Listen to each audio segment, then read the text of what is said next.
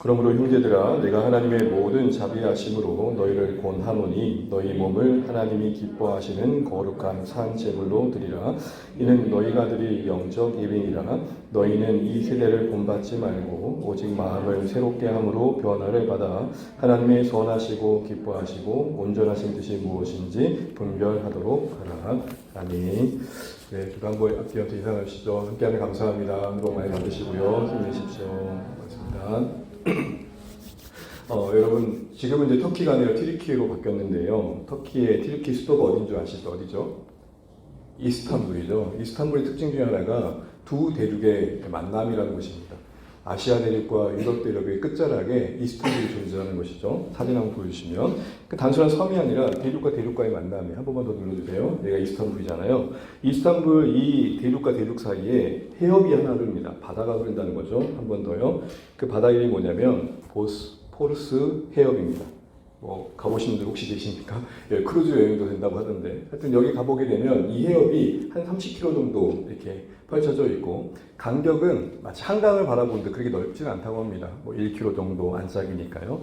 그러나 바다예요. 이렇게 깊겠죠, 상당히. 그래서 이런 두 대륙이 연결되어 있는데 두 대륙이 도시 하나에 연결되어 있음에도 존재함에도 불구하고 터키의 수도로서 한 도시가 될 수 있었던 것은 이 한 다리 때문에 그렇습니다. 그 다음 페이지 보시면 이게 바로 그 해협에 있는 보스포루스 대교인데요. 참 아름답죠. 이 대교가 1973년 터키가 수립된 지 50주년 기념을 만들어진 다리라고 합니다. 한 1km 정도 넘는 1560m 정도 되는 다리인데 이 다리가 바로 두 대륙을 연결하는 겁니다. 아시아와 유럽 너무 이질적이잖아요. 사실은 연결 지을 수 없는 그런 이질적인 대륙임에도 불구하고 한 도시로 묶이는 거죠. 바로 이 그림에서 오늘 우리가 이 본문의 위치를 찾아보게 됩니다. 한 번 더 눌러주시면 로마서 전반부와 그리고 후반부 전혀 이질적이거든요. 전반부 내용만 보게 되면 사실은 상당히 신학적인 함의가 많이 담겨 있고 되게 교리적인 내용이 많이 있죠. 그런데 후반부를 읽으면 그렇게 어렵지 않게 실천적인 권면들이 많이 나와 있거든요. 전혀 이질적이죠. 그런데 이 두 가지를 연결시키는 게 바로 뭐냐? 한 번 더요. 바로 오늘 우리가 읽는 로마서 12장 1절, 2절입니다. 한마디로 말하면 아시아와 유럽 대륙을 잇는 보스포러스 대교처럼 오늘 로마서 12장 1, 2절은 복음의 핵심 내용을 알고 있는 로마서의 전반부와 후반부를 연결짓는 가교 역할을 하는 위치에 있다는 것입니다. 참으로 이질적인 동떨어진 이 두 가지의 논의가 어떻게 묶일 수 있느냐라는 것이죠. 그리고 핵심 내용은 뭐냐면 하나님의 은혜와 그 은혜에 합당한 삶입니다. 그래서 여러분 우리가 읽은 12장 1절에 보게 되면 모든 자비하심이라는 단어가 나오죠. 하나님의 모든 은혜, 하나님의 은혜의 그 풍성함들을 이야기하고 있고 그 풍성함으로 앞의 내용을 정리하면서 그 은혜는 우리에게 삶을 만든다라는 내용으로 뒷이야기를 이어가는 것입니다. 그러니까 이 가교 역할을 하고 있는 내용의 핵심 키워드는 은혜인 거죠. 복음은 은혜이며 그것은 단순히 간념적이지 않고 우리의 삶에 영향을 끼친다. 이게 이제 로마서 1, 2장의 내용입니다. 그래서 이제 앞으로 구체적으로 복음 안에서 요구되어지는 삶의 내용들이 무엇인지 이제 자세하게 볼 텐데 특별히 로마 교회라는 상황도 염두하고 우리가 권면받을 텐데 그 핵심 원리가 그럼 어떻게 되느냐가 오늘 본문의 이제 내용인 것입니다. 그러므로 앞의 내용은 여러분 이렇게 요약할 수 있습니다. 그 다음 페이지 보여주시면 여러분 우리가 앞에서 늘내 다뤘던 내용이잖아요. 긴 시간 동안. 그래서 바울이 쓴 이 로마서를 복음의 ABC라고도 할 만큼 상당히 논리적인데 가장 큰 첫 묶음은 뭐냐면 구원의 필요성입니다. 그래서 로마서를 정직히 대하면 좀 기분이 나쁩니다. 왜냐하면 초반부터 죄에 대한 이야기를 하거든요. 우리는 하나님의 진노를 피할 수 없는, 심판을 피할 수 없는 죄인이다. 유대인, 이방인뿐만 아니라 유대인들도 그렇다라는 이야기를 하고 있죠. 이 구원의 필요성을 이야기합니다. 가장 결정적인 문제는 이 구원의 필요성의 결론은 뭐냐면 3장 20절이 끝나는데 이렇게 결론 짓습니다. 그 다음 페이지요. 뭐라고 얘기하고 있죠? 우리 함께 읽어볼게요. 노란색만 시작. 율법의 행위로 그의 앞에 의롭다 하심 얻을 죄가 없나니. 그러니까 로마서의 첫 단락이라고 할 수 있는 심판을 피할 수 없는 인류의 영적 현실을 이야기하면서 어떤 결론을 내리냐면 심판 아래에 있는 것도 참 비참한데 거기서 스스로를 건질 실력이 우리에게 없다라는 것입니다. 그런데 그 두 번째 단락은 어떻게 시작하냐면 로마서 3장 21절에는 그러나 이제로 시작합니다. 그 다음 페이지 읽어주시면 그 다음 그 표가 다시 나오는데요. 그래서 21절부터는 그러나 이제는 하면서 새로운 길을 말합니다. 그게 뭐죠? 구원의 방법을 제시하면서 하나님이 마련하신 구원의 방법이신 예수 그리스도 통해 우리에게 의를 주시는 방법인 거죠. 이거 너무 많이 들은 복음의 핵심 내용이죠. 그래서 우리가 만든 그 무엇이 아니라 하나님이 우리에게 주신 그 의로 설 수 있다. 우리 그것을 믿음으로 받아들이면 된다는 것이죠. 여러분, 의라고 할 때 한번 정리하면 좋겠는데, 이 의라는 단어 그 자체의 의미는 오름입니다. 오름. 우리가 하나님 앞에 설 수 있는 오름, 자격, 조건을 말합니다. 또한 관계적인 용어로는 책임을 다함을 말합니다. 내가 관계 속에서 의롭다는 것은 내게 주어진 그 관계의 역할을 그 상대방과 상관없이 신실하게 다해가는 걸 말합니다. 그러니 예수님이 하나님의 의라는 것은 예수님을 통해 우리가 하나님 앞에 설 수 있는 자격을 부여받는 것과 더불어 예수님이 우리가 하나님 앞에 설 수 있는 자격이 되기까지 그 예수 그리스도를 주시는 사랑으로 하나님 우리에게 신실하셨다. 우리에게 예수 그리스도를 통해서 구원의 길을 여신 데 있어서 구원받아야 할 대상이 우리 안에서 그 어떤 이유도 그 어떤 원인도 찾을 수 없다. 이게 지금 이야기 되고 그 예로서 아브라함을 꺼냅니다. 유대인들만의 전유물이 아브라함이 아니라 이제 이후로 믿음이란 방법으로 의롭게 되어진 모든 신자들까지 아브라함이 영적 조상이 된다는 얘기를 하면서 이 부분을 다시 한번 설명하고 있죠. 그러면서 세 번째 묶음에서는 이제 그렇게 구원받은 은혜로 구원받은 신자들의 현실은 어떠냐는 겁니다. 예수 믿고 나면은 모든 게 다 천국일 것 같은데 사실은 그 은혜 안에 있는 현실에도 고단함이 있다는 거죠. 율법을 지킬 수 없는 연약함과 끝없는 죄의 넘어짐. 이 율법과 죄와의 싸움에서 힘겨워하고 있는 신자의 모습이 고백됩니다. 그래서 바울이 그렇게 고백하잖아요. 오호라 곤고한 자로다. 이 사망의 몸에서 누가 나를 건져낼까. 몰라서 넘어지는 부분도 있지만 알지만 아는 대로 살 수 없는 우리의 연약함을 바울도 고백하더라는 거죠. 그러나 여러분 그것만을 얘기하는 게 아니라 그런 현실 속에 있는 우리에게 약속된 게 뭐냐 할 때 그 무엇도 끊을 수 없는 그리스도와의 연합. 그래서 여러분 로마서 마지막 장은 그렇게 끝나잖아요. 하나님의 사랑에서 그 무엇도 끊을 수 없다. 저는 그렇게 말씀드리고 싶어요. 우리의 못남도 우리의 연약함도 하나님이 그리스도 안에서 우리를 붙드시는 사랑으로부터 우리를 뗄래야 뗄 수 없다. 그 사랑이 승리할 것이며 그리스도 안에서 우리를 붙드신 그 사랑이 신실하시사 우리를 끝까지 책임져 줄 것이다. 그 일이 우리 가운데 경험되어 있어서 약속된 게 뭐냐면 성령 하나님이라는 거죠. 그래서 이 부분에서 성령 하나님 뭐라고 고백하냐면 양자의 영이다. 우리로 하여금 아버지로 부를 수 있게 한다. 여러분 우리가 성령이 우리 안에 임재하신 뭘로 확인하십니까? 어느 특정 교단에서는 방언을 해야 된다. 이적이 일어나야 된다. 얘기를 하지만 우리 부족한 입술로 우리의 의식으로는 만들 수 없는 예수를 향해 주로 고백하시는 모든 분들 안에는 성령이 계시는 겁니다. 특별한 경험과 체험으로 확인될 것이 아니라 예수를 주로 고백하는 모든 자들 안에 양자의 영이신 성령께서 계시고 그러기에 가능한 고백이라는 것이죠. 그러면서 성도들에게 위로합니다. 이 성령께서 너희들을 끝까지 책임져 줄 것이다. 너희도 홀로 있지 않다. 외로이 고군분투하는 게 거룩의 여정이 아니다. 넘어져도 성령 의지하며 다시 일어나자. 이렇게 말하는 거죠. 그러면서 이제 대부분의 내용을 매듭 짓고 마지막 단락에서는 구원의 큰 그림을 이해하죠.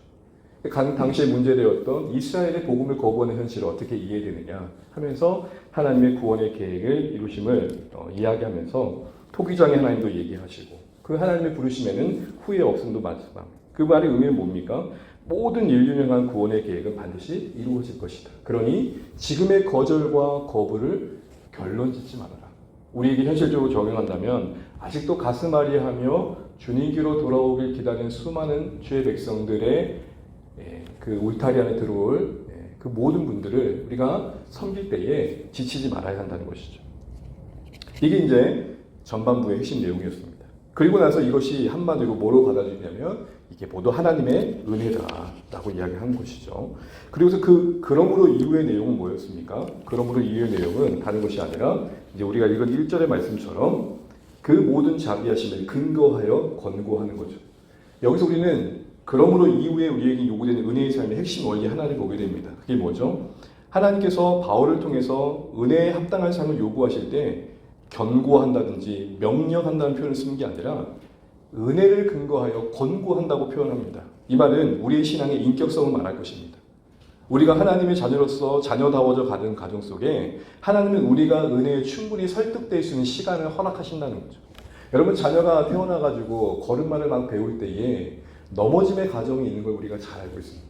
그렇죠. 넘어짐이 없이 곧장 걷는 아이는 아무도 없습니다.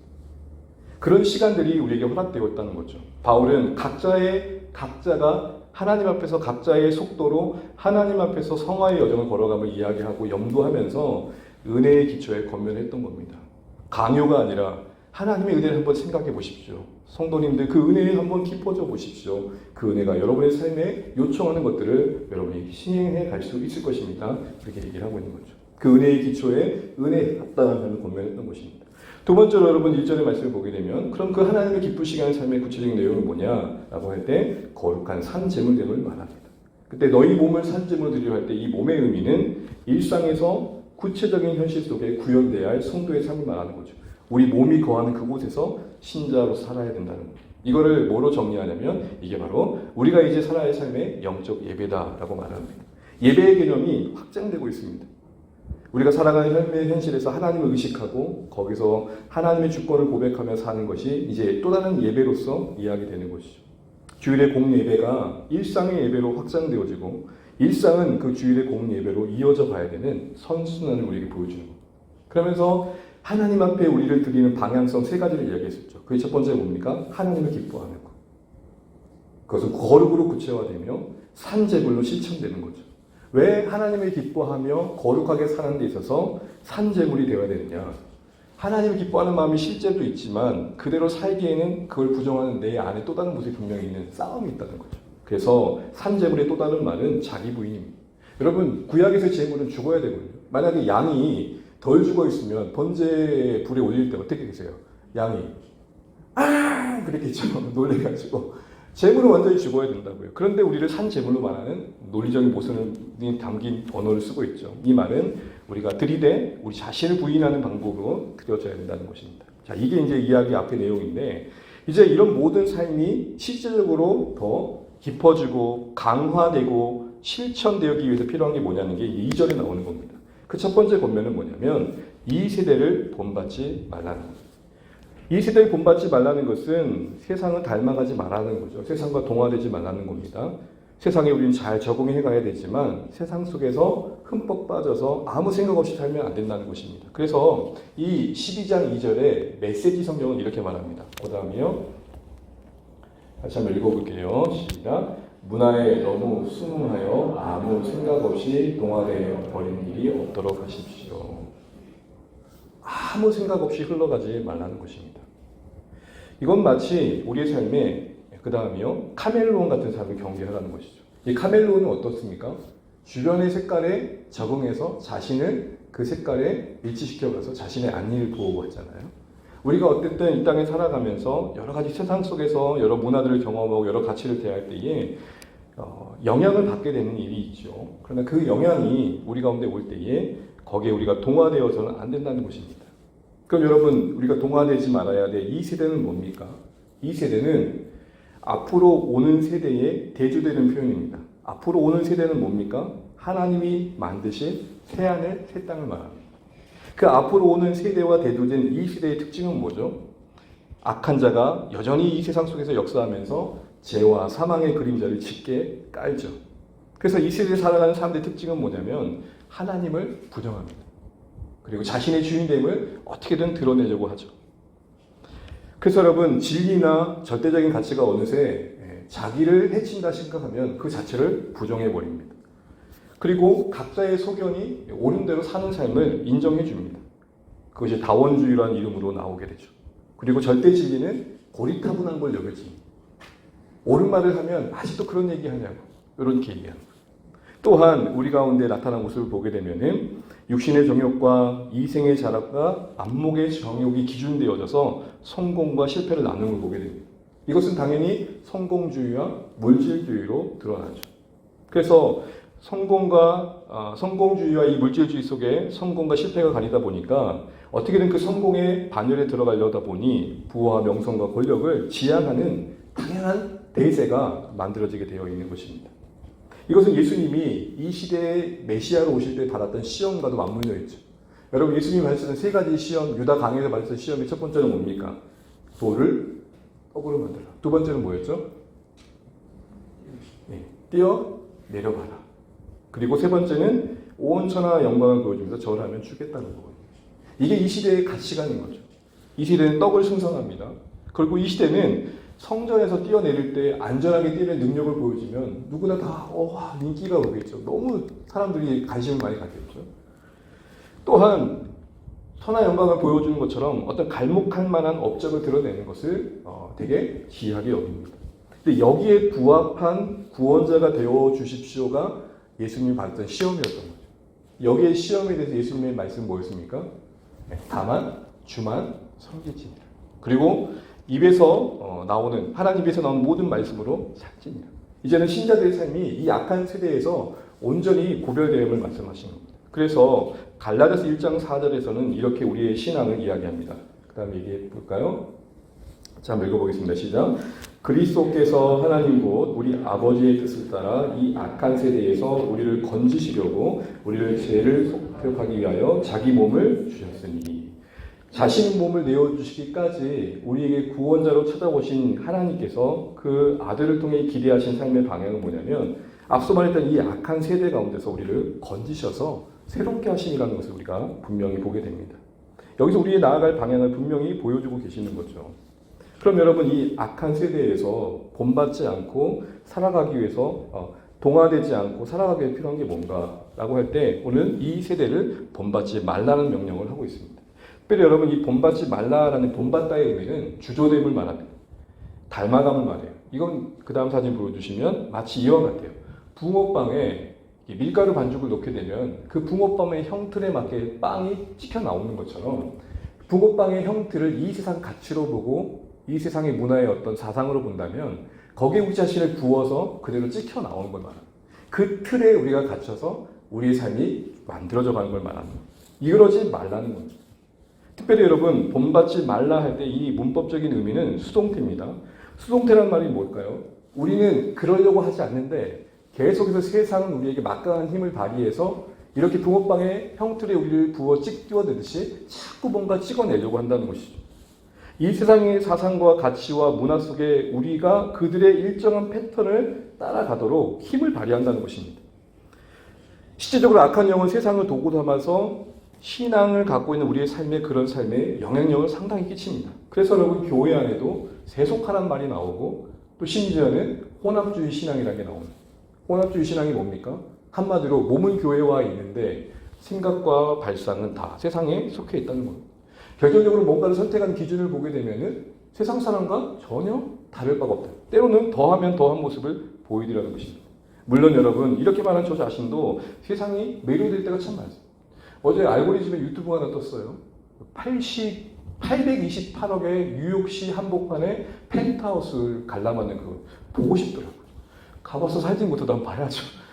봤는데 828억 뷰는 다르더라고요. 근데 여러분 사람들이 거기에 가치를 부여하고 그것을 얻은 것을 성공으로 말하는 이 시대 속 정말 이 시대는 눈으로 볼 때 정말로 힘을 발휘하는 것들을 우리가 보게 됩니다. 매혹적인 문화의 이 세상 속에서 우리가 자극을 받을 때가 많죠. 쏟아져 나오는 삶의 여러 대중 문화들을 보십시오. 음악, 영화, 드라마, 미디어의 모든 내용들을 보세요. 거기에 우리는 영향을 받아서 삶의 가치를 정해질 수밖에 없는 어떤 틀 속에 머물러 있다는 생각을 지을 수 없는. 나는 그렇지 않다고 생각하는데 수동태라고 그랬습니다. 본받지 말라고 했을 때는 이 말을 염두하고 계신 게 뭐예요? 이미 신자들도 영향을 받는 일에 농후한 자리에 있다는 것이죠. 뭔가 하지 말라 했을 때는 그런 현실을 염두하고 말씀이겠죠. 자, 그런 상황 속에서 우리는 우리 자신의 질문을 해보는 거죠. 우리도 나름 문화를 즐긴다고 하는데 혹시 나는 그 문화의 노예가 되고 있지는 않을까? 그러면서 이 수동태의 의미만 있는 게 아니라 명령적 의미도 있습니다. 그러면서 하지 말라라고 합니다. 이 말은 그렇게 영향을 받을 수밖에 없는 우리의 현실 속에서 세상을 본받지 말아야 책임을 강조하고 있는 거죠. 무조건 세상을 거부하라는 건 아닐 것입니다. 그러나 앞서 메시지 성경의 내용처럼 아무 생각 없이 무비판적으로 세상 속에 살지 말라는 게 지금 기본적인 원리로 이야기되고 있는 것입니다. 그렇게 세상을 본받지 말라와 더불어 또한 이야기되는 두 번째 권면은 뭡니까? 2절에 마음을 새롭게 함으로 변화를 받아라. 이제는 좀 더 긍정적인 영향력을 이야기하는 것이죠. 특별히 여러분 마음은 성경에서 내내 강조되고 있는 부분이죠. 어떤 변화를 얘기할 때 이 마음의 변화를 가장 중요시 여깁니다. 그래서 여러분 성경에 뭐라고 말합니까? 오직이란 말이 붙잖아요. 이 마음이 변하지 않으면 진짜 변한 게 아니다라고 얘기를 하는 겁니다. 여러분 마음은 뭡니까? 우리의 생각과 우리의 감정과 의지의 자리 잡음의 현실이죠. 그래서 여러분 뭔가 마음을 갖춰먹었다는 것은 진리 안에서 생각이 바뀐 겁니다. 우리가 뭔가 마음이 변했다는 것은 하나님의 인지 속에 우리 안에 평강의 감정이 일어나는 것입니다. 우리가 뭔가 마음의 은혜를 경험했다는 것은 하나님을 힘입어 뭔가 영적인 의지가 새롭게 고치되는 걸 말하는 거겠죠. 이런 전인격적인 변화가 우리 마음속에서 일어나는 것들이 계속돼야 된다는 게 사실은 마음을 새롭게 함으로 변화를 받음입니다. 그래서 문법적인 시제를 보게 되면 현재, 진행형, 매일같이 이런 변화를 받아가야 된다는 것입니다. 여러분 우리가 가정에서 어디든 청소를 하다 보면 테이블 같은 데 이렇게 한번 쫙 닦고 개운함을 느끼고 난 다음에 그 다음날 아침만 되면 어떻게 되죠? 어느새 또 뭐예요? 또 무섭게 먼지가 쌓여있어요. 이러면 이제 이런 마음이 들죠. 이럴 거면 청소를 안 하는 게 낫겠다. 근데 여러분 안 해보세요. 안 닦여요 이제는. 닦였던 것도 안 닦여요. 매일같이 우리는 변화를 받는 자리에 있어야 된다는 게 오늘 로마서가 우리에게 요구하고 있는 복음의 합당한 삶의 원리인 것이죠. 앞서 본받는 세상의 영향력의 틀 속에 우리를 자꾸 두지 않고 은혜에 노출되어야 한다는 것을 말하는 것입니다. 이게 신자의 삶의 참된 모습이라는 것입니다. 우리는 신앙 그러면 어느 정도 종교적인 생각들로 흘러갈 때가 참 많습니다. 이스라엘이 어떤 율법의 표지로 자신의 민족성을 삼았고 자신의 선민을 드러냈던 것처럼 절기를 행하고 할례를 통해서 자신들이 선민이라는 사실을 드러냈던 것처럼 오늘날도 동일하게 어떤 신앙생활의 규례나 규칙을 준수하되 맹목적으로 준수하고 그걸 하냐 안 하냐로 판단하고 정죄하는 그런 각박함 속에서 신앙의 생활을 이야기할 때가 참 많습니다. 그러나 여러분 신앙은 우리 마음이 주의 임재 속에서 말씀의 가치관 속에서 날마다 변화를 경험해 가는 겁니다. 그러니까 이런 질문을 한번 해보는 거죠. 여러분 오늘 하루를 맞이하면서 내 마음은 어떤 변화를 경험하며 오늘 하루를 지내는가? 그럼 변화되어져서 결론되어지는 방향은 뭡니까? 이렇게 하나님 앞에서 우리가 마음의 변화를 경험할 때 우리는 하나님의 뜻을 분별하게 된다는 것입니다. 우리 2절 말씀 같이 한번 마무리하면서 읽어보고 마치도록 하겠습니다. 2절입니다. 시작. 너희는 이 세대를 본받지 말고 오직 마음을 새롭게 함으로 변화를 받아 하나님의 선하시고 기뻐하시고 온전한 뜻이 무엇인지 분별하도록 하라.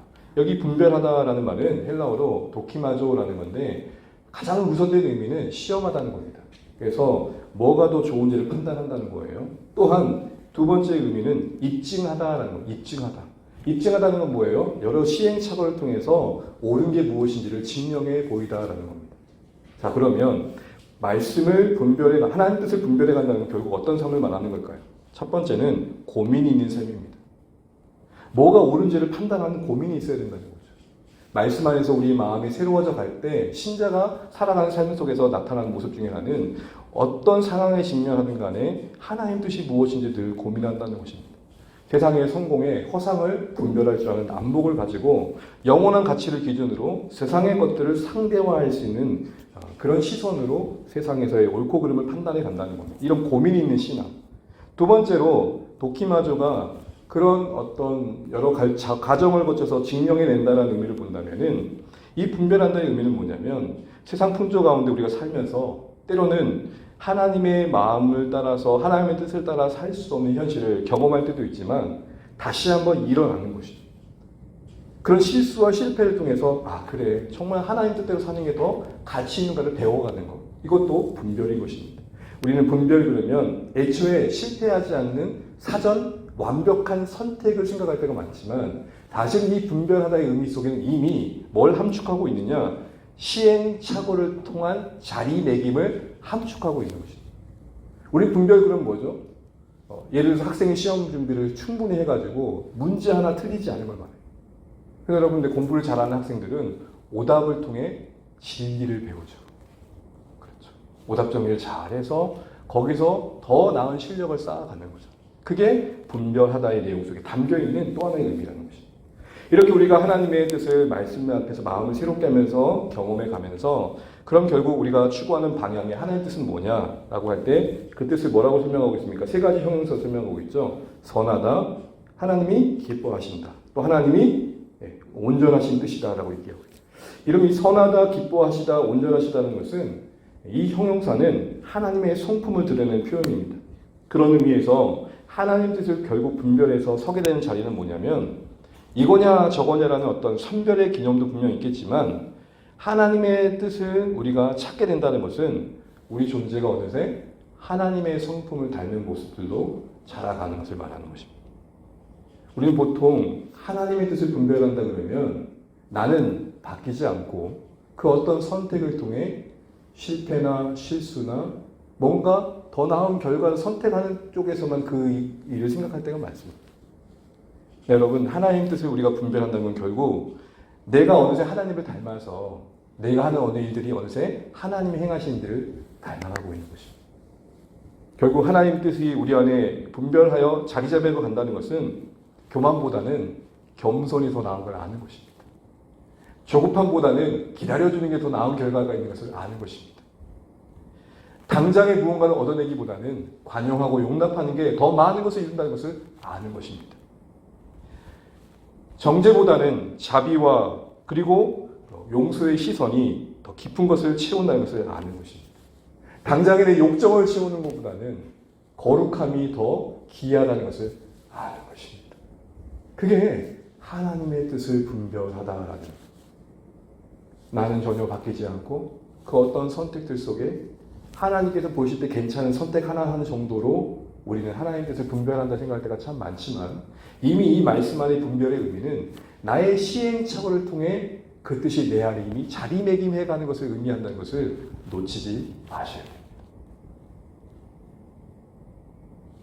그러므로 고민하면서 하나님께서 기뻐하신 선택들을 찾는 것도 중요하고 때로는 하나님 뜻대로 살지 못한 삶의 현실을 직면했을 때에 그래 하나님 뜻대로 사는 게 더 가치 있다는 것을 내 몸소 배우며 내 안에 하나님의 닮음을 만들어가는 것도 함께 포함됐던 것을 아는 게 여러분 오늘 말씀이 우리에게 주는 것입니다. 말씀을 맺겠습니다. 사랑하는 주 안의 가족 여러분, 긴 로마서의 11장까지의 내용을 살펴봤습니다. 이 전반부의 한마디의 내용은 하나님의 은혜입니다. 그리고 그 은혜가 이제는 12장 이후부터는 우리에게 삶을 요청하고 있다는 겁니다. 몸으로 들여다 할 때 이 몸의 의미는 내 몸뚱아리를 말하는 게 아니라 내 전 존재를 의미하는 것입니다. 살아갈 때 삶이 되어지고 걸어갈 때 걸음이 되어진 그 현실 속에서 우리의 모습을 말합니다. 그 은혜가 요구되어진 삶을 살아가는 원리는 뭡니까? 날마다 마음을 새롭게 합니다. 세상의 영향력부터 본받지 않도록 이렇게 잘 지켜가는 것입니다. 본받지 말라가 주는 경고를 들으십시오.